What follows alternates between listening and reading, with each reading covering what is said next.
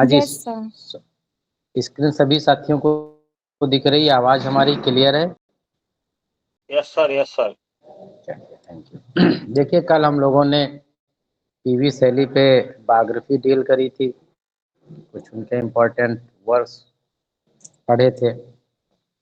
LT के point of view से हम डिटेल स्टडी तो उनके करेंगे ही करेंगे, डिटेल स्टडी करेंगे हम पीजीटी, ईएमआरएस, जीआईसी के पॉइंट ऑफ व्यू से। बट एलटी में जो है बायोग्राफी के बाद जो है सीधे हमें जो है इनकी जो प्रेस्क्राइब्ड पॉइंट्स हैं तो उन पे हमें आना है और वही हमें पढ़नी है। इनकी दो जो पॉइंट्स हैं, एक तो टू आ स्काईलार्क और दूसरी जो है वो टू द वेस्ट विंडो। ये दो जो है पॉइंट्स हमें पढ़नी है डिटेल, मतलब लाइन टू लाइन पढ़नी है। बाकी के जो है इनका स्टेटस जो रहेगा वो हम एज ए शॉर्ट नोट्स में कवर करेंगे। चलिए, आज के सेशन में हम जो है पीवी शैली की एक पोइम आज लेकर के आए हैं जिसका नाम है टू आई स्काईलार्क। बाकी इस पोइम का नाम तो इस पर नहीं लिखा, हम लिखे ले रहे हैं यहाँ पर।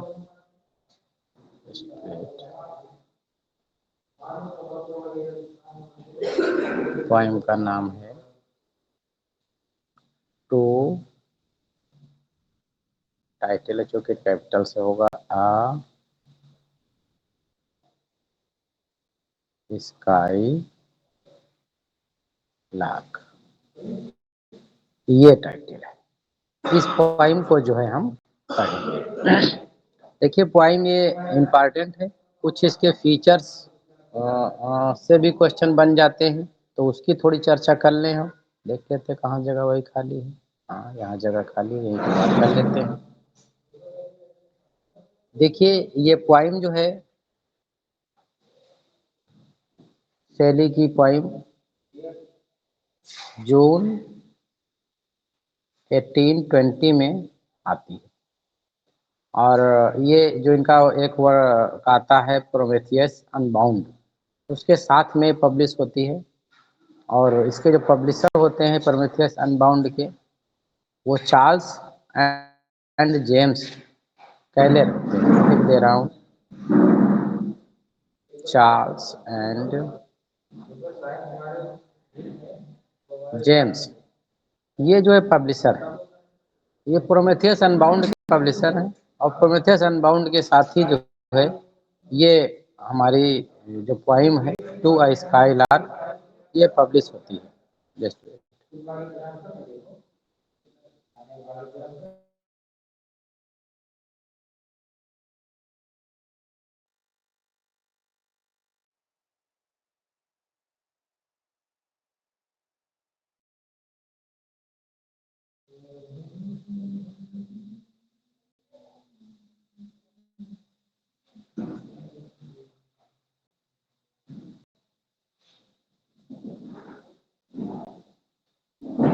जी, am I audible? Yes sir, yes sir. जी। और इसका जो एक मेजर पॉइंट है, इसमें 21 स्टेंजास हैं, 21 स्टेंजास हैं। और इसकी जो राइमिंग स्कीम या मीटर की अगर हम बात कर लें तो इसमें आयाम्बिक मीटर, आयाम्बिक टेट्रामीटर और ट्रोकाइक, और एक क्या बोलते हैं हेक्सामीटर को, हेक्सामीटर या अलेक्जेंड्रियन आदि इन्होंने इस्तेमाल किया है इसमें मीटर का। चेंज कर करके इसमें सारे एक जो है पैसेज स्टेंजा सारे एक मीटर में इनके लिखे नहीं गए। कुल मिलाकर के 21 स्टेंजा याद रखने हैं हमको और 105 लाइन्स इसमें जो है इस पोइम में है। इसमें जो है एक पक्षी है स्काई लार्क, उसके विषय में इन्होंने पोइम को लिखा है। अब हम आते हैं इनकी पोइम पे। अगर हम पहले स्टेंजा की बात करें तो इसमें स्पीकर जो है पीवी शैली स्वयं है। In the first stanza the speaker begins by praising the skylark as a blithe spirit, यहाँ पे सामने लिखा हुआ blithe spirit, saying that it is not just a bird because it has come from or near heavens। ऐसा लगता है कि कोई बर्ड नहीं है, जैसे कि ये स्वर्ग से कोई चीज उतरी है जो हमारे सामने जो है आनंद महसूस करा रही है। चलिए देखते हैं कि यहाँ पर पोएट की इमेजिनेशन इस पोएम में क्या है। दो चीजों पे हमें ध्यान देना है, एक तो इसकी स्टोरी या फिर जो इसकी वोकेब है, और इसमें जो टेक्निकल चीजें यूज करी गई हैं पोएट के द्वारा, वहां से क्वेश्चन बनते हैं। तो हम उन चीजों को भी कैच करते हुए चलेंगे। जनरली एकेडमिक और कंपटीशन में ये पोइम आप एकेडमिक में जिस भी बोर्ड में प्रेस्क्राइब्ड है, जिस भी यूनिवर्सिटी में, वहाँ भी पढ़े होंगे आप, ऐसी बात नहीं पहली बार पढ़ रहे हैं। लेकिन वहाँ के पढ़ने में यहाँ के पढ़ने में अंतर ये है कि वहाँ पर आपको कॉन्टेक्स्ट रेफरेंस एक्सप्लेनेशन देना होता है, यहाँ पर जो है आपको टेक्निकल पॉइंट जो है रिसीव करने होते हैं उस पॉइंट के, जहाँ से आयोग जो है क्वेश्चन क्रिएट कर सकता है अपने। तो वो भी चीज़ों को हम देखते हुए चलेंगे। सबसे पहला जो इन्होंने वर्ड दिया है, शुरुआत यही से बन जाती है हमारी कि जो टू अ स्काई लार्क है वो किस वर्ड से जो है स्टार्ट होती है। तो हेल है, हेल की स्पेलिंग ध्यान रखिएगा, HAIL है हेल। हेल का मतलब होता है वेलकम करना, स्वागत करना। और हेल जो है वो नर्क वाला अगर दे करके पूछ ले आप इरर बताओ इस लाइन में, तो ऐसा भी क्वेश्चन बनाया जा सकता है। तो स्टार्टिंग क्या है, हेल टू दी, क्योंकि आर्काइक वर्ड यहाँ पर ज्यादातर ग्रीक वर्ड इन लोगों के द्वारा यूज किए गए, कीट साहब के द्वारा और शैली साहब के द्वारा।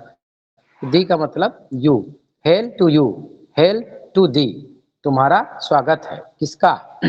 यहाँ पर जो है ब्लिथ स्पिरिट, ब्लिथ मीन्स प्रसन्नता या आनंद, स्पिरिट मीन्स आत्मा, आनंद की है, आनंद की आत्मा, तुम्हारा जो है स्वागत है। आप इस चीज को ध्यान दीजिए, इस पूरी लाइन में आपसे फिगर ऑफ स्पीच भी पूछा जा सकता है। फिगर ऑफ स्पीच क्या हो सकता है जी, बताइए। पर्सनिफिकेशन। पर्सोनिफिकेशन, और कोई? सर अपोस्ट्रोफी होगा, अपोस्ट्रोफी। एपोस्ट्रोफी भी है और यहाँ मेटाफर भी है। और ब्रीथ ऑफ स्पिरिट। यहाँ पर मोस्ट जो, हालांकि और भी चीजें आपको हो सकता है कहीं से निकाल लें, लेकिन जो मोस्ट अप्रोप्रिएट लग रहा है तो वो जो है अपोस्ट्रोफी ज्यादा सुपर सुपर लगेगा। कई चीजें अगर पूछ ली जाए, यहाँ पर उसको एड्रेस कर रहे हैं, वेलकम कर रहे हैं। Hail to thee blithe spirit, खुशी की, प्रसन्नता की आत्मा। Bird, thou never wert, thou never bird, तुम एक पक्षी ही नहीं हो सकती, तुम पक्षी जो है ऐसी नहीं हो सकती। दैट फ्रॉम हेवन और नियर इट, जो कि तुम बिल्कुल ही मेरे पास से हो, लग रहा है कि तुम जो है मेरे पास से है और स्वर्ग से उतरी हुई कोई चीज लग रही हो। पौरुष्ट, जो हमारी वोकेब मिलती जा रही है, इस चीज को भी ध्यान देना होता है। पौरुष्ट, दाई फुल हर्ट, पौरुष्ट का मतलब बाहर की तरफ कोई चीज निकालना के सेंस में चीज यूज की जाती है। पौरुष्ट, दाई फुल हर्ट, तुम तो अपना जो है हृदय ही लग रहा है बाहर की तरफ, मतलब वो इतने प्यार से गाना चिड़िया गा रही है, ऐसा लग रहा है जैसे तुमने दिल निकाल के रख दिया, इस तरह की बात कह रहा है यहाँ पर। पौरुष दाई फुल हर्ट, तुम तो पूरा जो है दिल से चीजें गा रहे हो या हृदय से जो है चीजें तुम गा रहे हो। इन प्रोफोस, प्रोफोस मतलब प्रोफाउंड, स्ट्रैंड तरंगे, अप अनप्रीमेडिटेरियन आर्ट, अनप्रीमेडिटेटेड आर्ट। इसका मतलब प्रोफाउस का मतलब वही प्रोफाउंडेड, स्ट्रेन मीन्स बड़ी लय में या तरंग में चीजें जो तुम कर रहे हो। आप अन प्री मेडिटेटेड, मेडिटेटेड मीन्स कहो चिंतनशील या पहले से सोची हुई या प्लान करी हुई, इनके विषय में कोई सीखा गया हो या कोई अनुभव किया गया हो, कोई अभ्यास किया गया हो, तो वो मेडिटेटेड होती हैं। प्री मीन्स पूर्व, अन मीन्स निगेटिव वाला, मतलब तुम्हारे जो ये ध्वनि निकल रही है, जो तुम्हारी आवाज निकल रही है, जो तुम्हारा गीत निकल रहा है, ये कोई जो है पूर्व में सीखा हुआ नहीं है, ये कोई सीखी हुई कला जो है नहीं लगती है। प्री मेडिटेटेड, कोई जो है सीखी हुई पहले से कला नहीं लगती है, ये तो लग रहा है प्राकृतिक तौर पर जो है तो तरंग के रूप में आपके बाहर से आ रही है। फिर से देखते हैं इस स्टेंजा में, इस स्टेंजा में पोइट क्या कह रहा है, हेल टू दी, हे जो है स्काई लार्क तुम्हारा स्वागत है, ब्लिथ स्पिरिट तुम तो आनंद की जो है बिल्कुल आत्मा हो, बर्ड दाउ नेवर तुम सिर्फ एक चिड़िया नहीं हो सकती, दैट फ्रॉम हेवर आन तुम तो लगता है स्वर्ग से कोई मेरे पास की चीज ही है, और उस ताई फुल आप तुम तो लग रहा है पूरा हृदय से चीजें गा रही हो, दिल से गा रही हो, पूरा दिल निकाले रख दे रही हो, इन propose strain of unpremeditated art.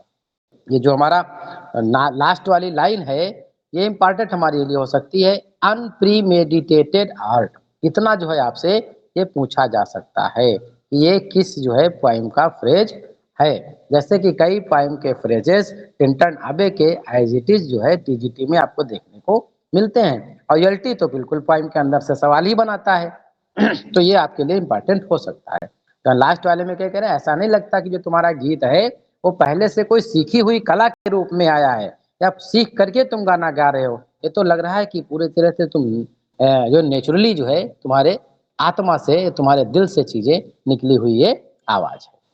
अब आते हैं स्टेंजा या सेकेंड में, इसमें क्या कह रहा, हायर स्टिल एंड हायर तुम जितनी ऊंचे जाते हो जितनी ऊंचे जाते हो, फ्रॉम द अर्थ दाउ स्प्रिंगेस्ट जितना की ऊपर पृथ्वी से जितना की ऊपर तुम जा सकते हो, स्प्रिंगेस्ट का मतलब और ऊपर उछल जाना, बहुत ऊपर चले जाते हो, like a cloud of fire, like a cloud of fire, fire का तात्पर्य तो वैसे आग होता है, लेकिन यहाँ पर वेग से तात्पर्य है, स्पीड से, इसे क्या कहते हैं बड़े फायर स्पीड में जा रहे हैं, तो यहाँ पर क्या कह रहा है तुम और ऊपर जा रहे हो, ऊपर जा रहे हो, जो जो जा रहे हो ऊपर तो तुम्हारी आवाज की मधुरता बढ़ती जाती है, like a cloud of fire, like यहाँ पर आया है तुरंत पहचान लेंगे, फिगर ऑफ स्पीच कौन है, कौन है, सिमली, ये सिमली ध्यान रखिएगा कितनी बार सिमली जो है इसमें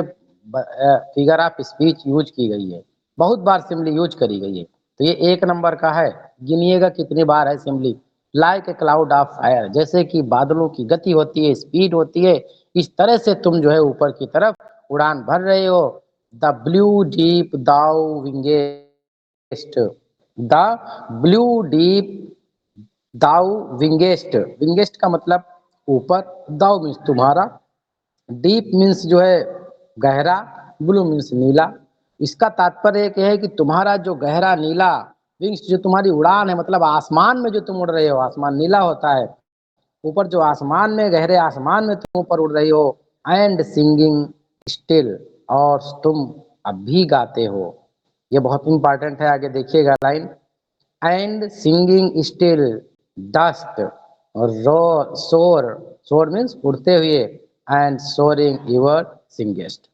मतलब गाते गाते उड़ रहे हो, उड़ते उड़ते गा रहे हो, ये बहुत बार पूछा गया प्रश्न है यहाँ से, और ये हर स्तर पर क्वेश्चन पूछा जाता है, क्या है, and singing still the shore तुम जो है सिंगिंग गाते हो, स्टिल मीन्स अब भी, डस्ट शोर तुम्हारी जो उड़ान भी है और गा भी रहे हो, एंड सोरिंग और उड़ते उड़ते यूर सिंगेस्ट और तुम गा रहे हो, मतलब गाते गाते उड़ रहे हो और उड़ते उड़ते गा रहे हो।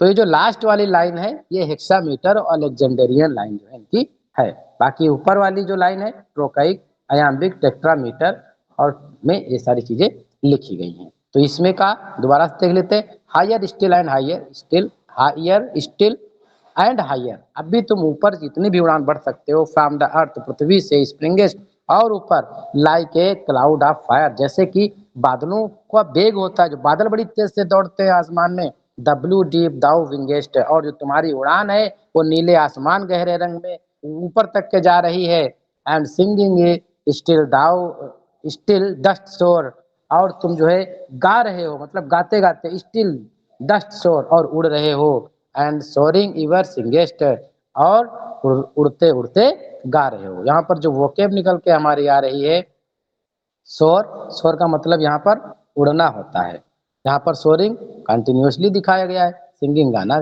गाते गाते उड़ रहे हो, उड़ते उड़ते गा रहे हो। तो आज हम यही 2 से पैसेज ही आज स्टेंजा रखेंगे आज, इसके बाद के स्टेंजा जो है कल हम कवर करेंगे, और हम उम्मीद करेंगे कि आप लोग जो है एक पेन पेपर ले करके बैठिए और जो भी फिगर ऑफ स्पीच है और जो भी यहाँ पर डिवाइसेस इसमें यूज करी गई हैं उनको नोट करते रहिए। हालांकि पीडीएफ तो मिल ही जाएगा, लेकिन जो चीज़ें ऑन द स्पॉट चीज़ें दिमाग में स्टक करती हैं वो बाद में चीज़ें नहीं आ पाती हैं। चीज़ों को करते रहेंगे तो ज़्यादा बेनिफिट रहेगा। बाकी एज यू विश, जैसे भी आप चीज़ों को मैनेज कर सकिए वैसे आप जो है